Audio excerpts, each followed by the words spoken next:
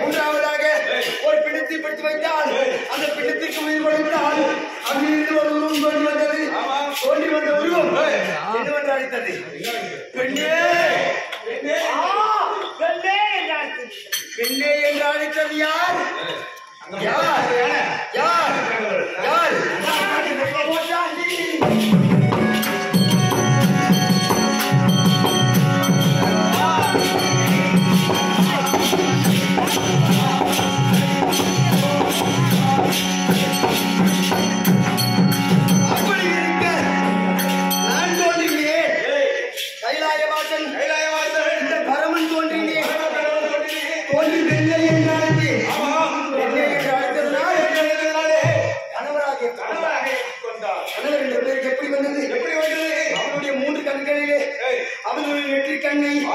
எனக்கு தந்து என் கண் அவர் என் கண் அவர் என் கண்ணவர் கண்ணவர் காலப்போக்கான மாணவனுடைய வாக்காளம் வாக்கினாலோ கணவராகவே அப்படியே மணி கணவனாக நடந்தது. ஏன்னா சில பேர் நினைக்கலாம், என்னடா இது விழுப்புரம் மாவட்டம் மரக்காண மாவட்டம் ஸ்ரீ நவசக்தி மேடை நாடக மாவட்டம், இதுக்கு முன்னாடி இந்த வருஷத்துல 2ஆவது வந்தாங்க.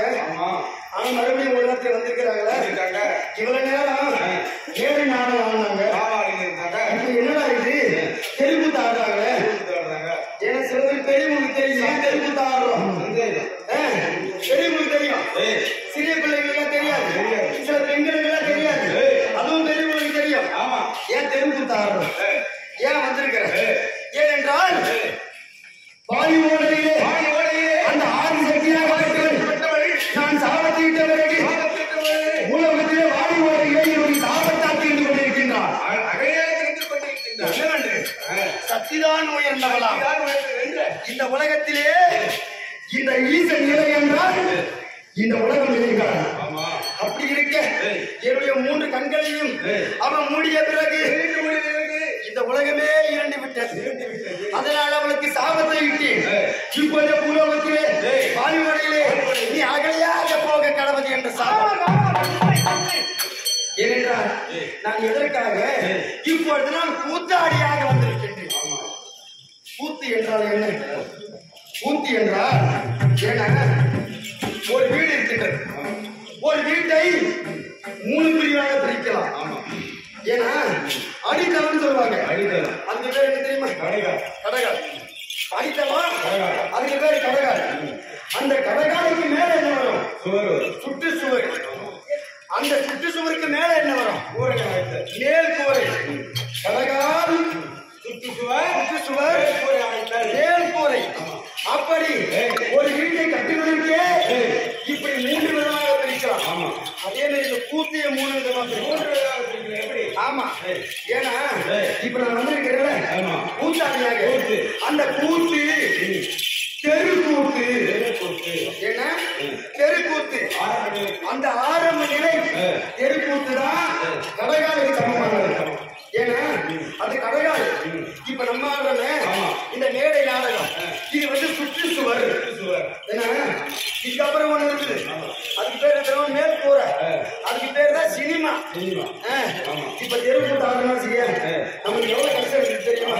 சில பேருக்கு தெரியும், சில பேருக்கு தெரியாது. ஏன்னா இப்ப வேஷம் போடணும், வர்ணம் தீட்டணும். வர்ணம் தீட்டுவதற்கு நம்மளே வர்ணம் தீட்டணும், நம்மளே ஆடை ஒடுக்கணும், பட்டை போடணும், நம்மளே பட்டை போட்டுக்கணும், இந்த ஆடையை ஒடுக்கணும், அந்த ஆடையை நம்மளே ஒடுக்கிக்கணும், எல்லாம் தயாராகணும், எல்லாமே நம்மளே பண்ணிக்கணும்.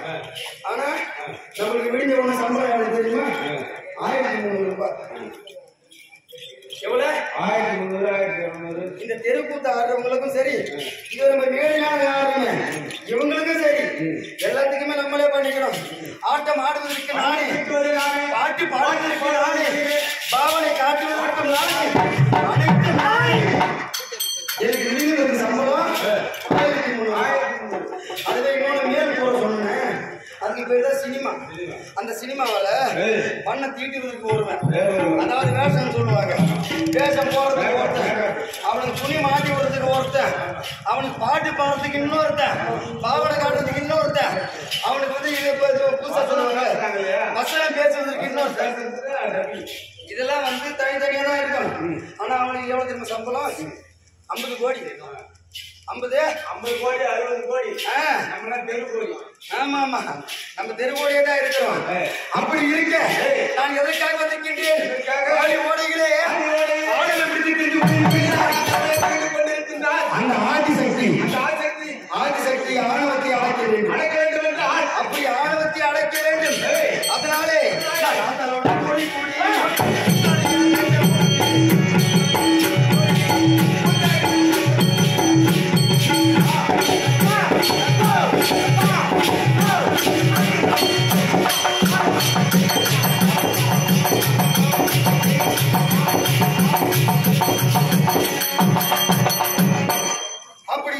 அப்படி இருக்க வாயு ஓடையை நோக்கி நான் ஓடி வந்து கொண்டிருக்கின்றேன். என்னை பார்ப்பதற்காக யாரோ 2 முனிவர்கள் வருகின்றார்கள். யார் என்று பார்க்க